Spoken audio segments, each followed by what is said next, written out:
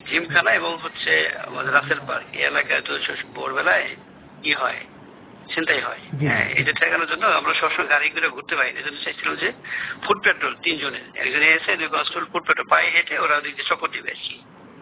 এটা কিন্তু কিছুটা কমছে ছিনতাই। কিন্তু আজকে এরা ওই যে সেহরি খাওয়া আসার পরে সেহরি খাওয়ার জন্য তারা গেছিল, তারা থেকে আসার পরে ঘটনাস্থলে আসছে ওই যে মন্ডলপাড়া ব্রিজ, এখানে আসছে 3 জনেই। ওই এসআই যে আমাদের লুৎফর ওয়াশরুম সাপ দেয় আর কি, ও বলে যে ওয়াশরুম যায়, ও আবার ওই সময় একটা মোটরসাইকেল নিয়ে আসছে, সাথে পায়ে হেঁটে করছে রাতের বেলায়, ওই সময় মোটরসাইকেলটা কাছে ছিল। তাহলে ওয়াশরুম নিকটবর্তী আছে এই ভিক্টোরিয়া হাসপাতাল, এখানে যাই। তো এখানে যাওয়ার পরে সে আবার করছে কি, ওই কি মনে হলো জানা ওয়াশরুম ভালো থাকে না, পরেই করবে না, আছে 1-2 ঘন্টা একবারে ক্যাম্পে যাই করি। ঠিক আছে, সে যখন নগর ভবনের সামনে যে টান করে ওখানে কাটা আছে, তাই ওটা নেওয়া যায়। ওই সময় পিছন থেকে 3 জন আরোহী এসে ওর মোটরসাইকেলের সামনে দাঁড়ায় এবং বলে যে পিস্তল দে।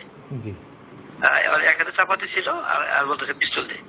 ও কিছু বলে ওঠার আগেই ও চাপা দিতে কয়েকটা বাড়ি দেয়, বাড়ি দেওয়ার গায়ে লাগে না, লাগে হলো মোটরসাইকেলে। তখন ও বাধ্য হয়ে হাত উঁচা করে রাখে, ওরা মোটরসাইকেলটা থাবাতে নিয়ে নেয় এটা পিস্তলের ম্যাগাজিনটা। এরপরে ওরা মোটরসাইকেল দ্রুত ব্যাগে চলে যায়। ওই বোকামি করছে যে মোটরসাইকেল দিয়ে পিছিয়ে পিছিয়ে ধাওয়া করতো, তাইলে হয়তো রাখা পেতো, হয়তো আমরা কিছুটা পাইতাম। ও মোটরসাইকেল ধাওয়া না করে নিজে আবার দৌড়ে ধাওয়া করছে, দৌড়ে রেখে মোটরসাইকেল ধরা যাবে। সকাল থেকে ওইটা নিয়ে ব্যস্ত ছিলাম, যে সবাই ব্যস্ত, এখনো ব্যস্ত আছি আমরা। ওই যে সিসিটিভি ফুটেজগুলো অ্যানালাইসিস করতেছি, কোথাও কিছু পাই কিনা দেখি আমরা।